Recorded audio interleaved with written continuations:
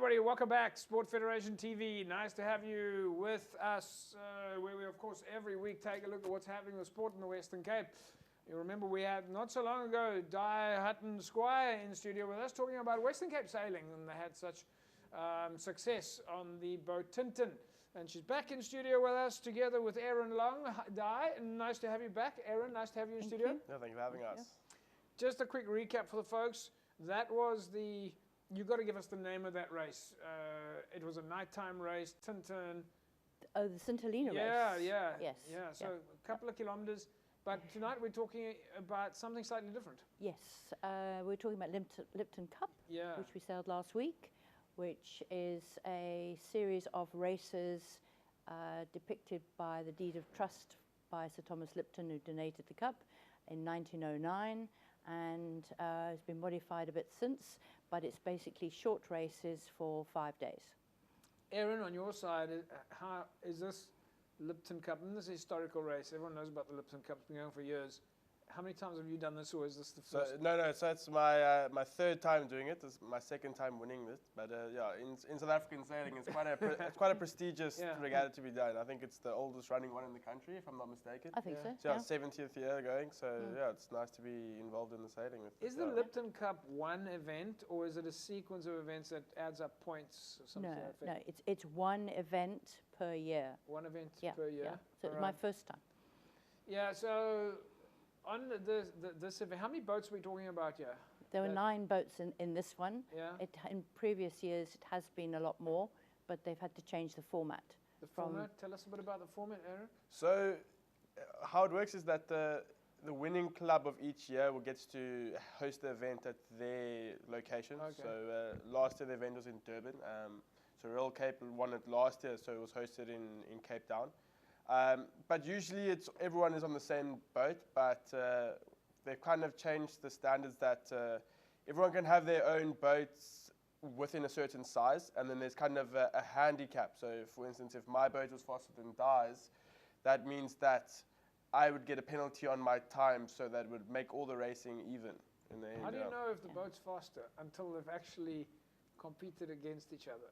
Oh, it's a very complicated computer program to do with your hull shape and your hull length and your sails and this and that and the other, and lots of things go into it. And but are you, in theory, all supposed to be having the same size sail and the same size yacht? No, hull? not now. They used to it in the olden days. They had one-class racing, and it was done on the same basis as America's Cup. So they have a winner, and then the following year they have challengers for the cup. And now it's a handicap race done. It's supposed to be very fair and very controlled, and they actually measure the wind and the racing and the time between each buoy on each leg of each race. Yeah. I got lost on computer science in sailing. Right. Okay. Arin, you took the title this year. Yeah. So it was Nitro. We represented Royal Cape. So actually our second time in a row we've won it. But yeah, so my second time winning, so it was an awesome experience. So how does that work? There's a team of you on a boat, obviously. Yeah, so with us, we have 7 on my boat. How many, I'm not sure how many was on your boat? Yeah, we had 6. So yeah, 7 smaller boats. 7 on my boat. Everyone does various different roles, and everyone needs to hold their own, or else the boat doesn't work. So it becomes quite a complicated circus, and if you're not actually calm about it, it turns into a bit of a circus, which it does often. So how do you take? Who takes the lead? Do you guys have a captain on the boat? Yeah, so we got a skipper. So skipper.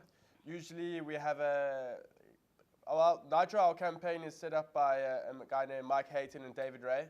Unfortunately, they couldn't sail with us this year, so we had our driver, Marcus Progby, and between me and Marcus, I was at the back doing tactics. We kind of coordinate the circus a little bit to keep it in order. Yeah. So Di, you guys have of course got the legacy of Tintin. So Tintin and Nitro, and it's not often that we get the first and second place.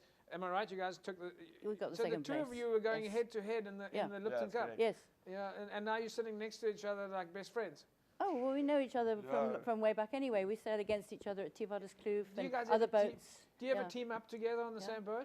We haven't. No, we haven't. No. I've sailed with her son quite a lot actually. So this is a family experience. I mean, you guys all know each other, have an opportunity to engage together. That's the wonderful thing about sailing, is that we can all sail, different ages, different backgrounds, different whatever, everybody all together, and we all know each other. So it's actually really good. Just tell us a little bit more about the Lipton Cup itself, in terms of where do you start, where do you finish, how many hours, days?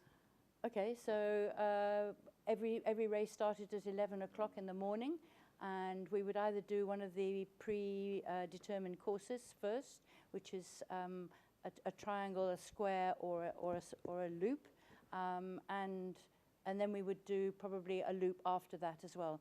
Each race has to be 12 miles, so that is determined beforehand. When you say each race starts at 11 o'clock in the morning, is it over a number of days? No, well, it's 5 days for the series of races. Okay, right. So and each day it started at 11, and we would do a 12-mile course. After that, they have an option of doing a slightly shorter course if they need to, but it mustn't be that much shorter. How does the series of days work? Is that then a sequential Monday, Tuesday, Wednesday? Yep. Or you compete then every day? It was Tuesday to Saturday. Right. Tuesday was cancelled because of the horrific weather last week. When we actually couldn't sail, we would have shredded our boats. So we actually started on the Wednesday. The weather was still quite horrific. And the first race, I actually went for a swim.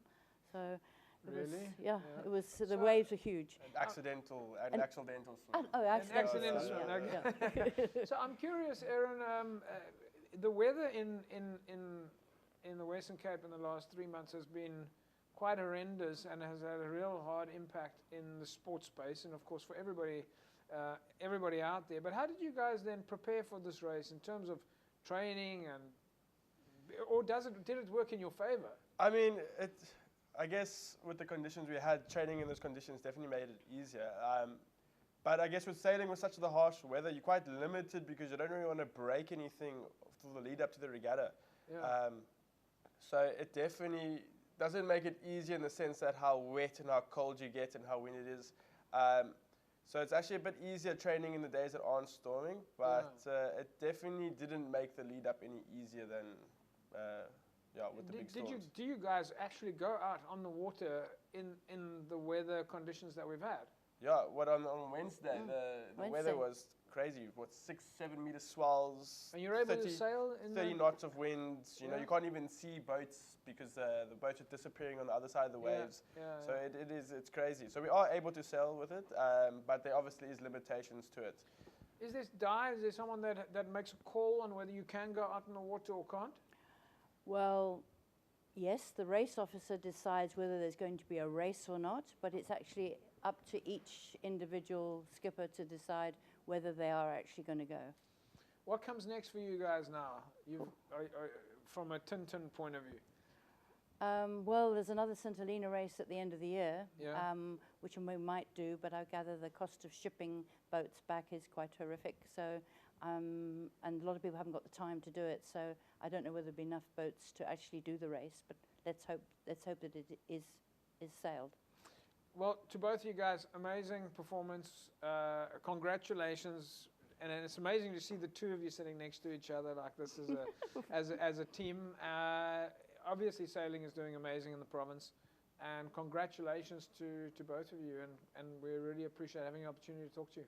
Awesome. Thank you very much. Yeah, Enjoyed being here. Sailing is not finished, folks. We're going to talk more about sailing after the break. Don't go away.